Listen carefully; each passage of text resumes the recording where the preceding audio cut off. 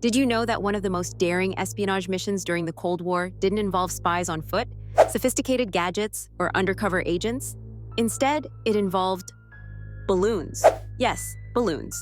If you've ever wondered how far countries would go to keep tabs on one another, let me introduce you to Project Genetrix. This little-known American operation during the height of tensions between the US and the Soviet Union was as bold as it was bizarre. Let's rewind to the 1950s. The Cold War between the United States and the Soviet Union was in full swing.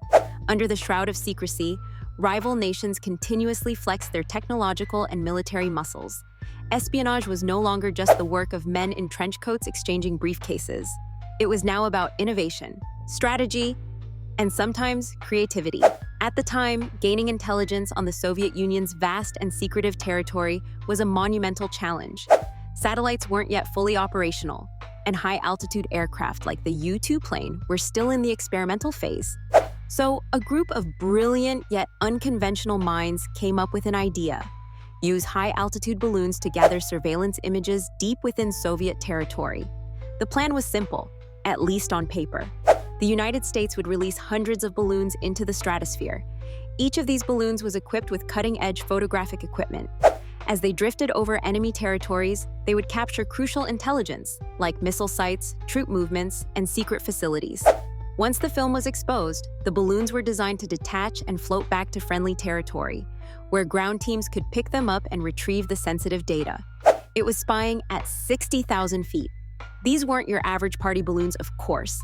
Measuring over 60 feet in diameter when fully inflated, these massive balloons were designed to fly at altitudes beyond the range of Soviet fighter planes, giving them a safe vantage point to carry out their mission unnoticed. Or so the Americans hoped. The operation, named Project Genetrix, was greenlit in 1956, but things didn't go entirely as planned. The Soviets, it turned out, were not to be underestimated. Many of the balloons were detected almost immediately.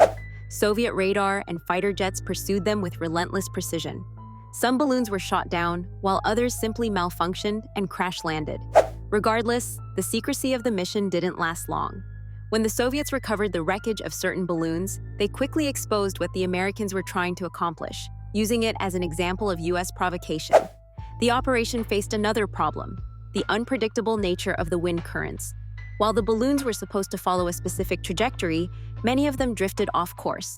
Some even ended up in completely unintended locations, causing diplomatic headaches for the US. Despite these challenges, Project Genetrix wasn't a complete failure. A handful of balloons did manage to return, and they brought with them valuable intelligence. The photos they captured of Soviet installations and military sites provided key insights into enemy capabilities. This data was critical in shaping US defense strategies during a perilous moment in history. However, the fallout from the mission raised serious questions.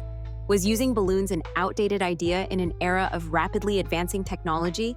And was the intelligence gathered worth the diplomatic embarrassment?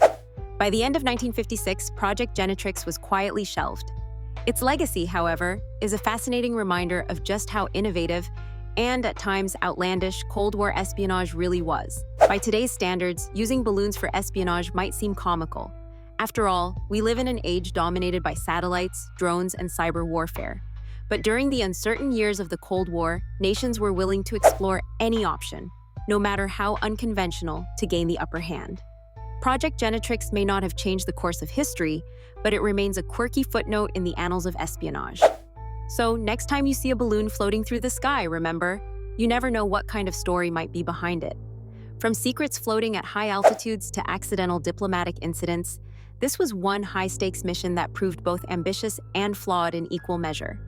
The Cold War was fought on many fronts, but few were quite as unexpected as this one.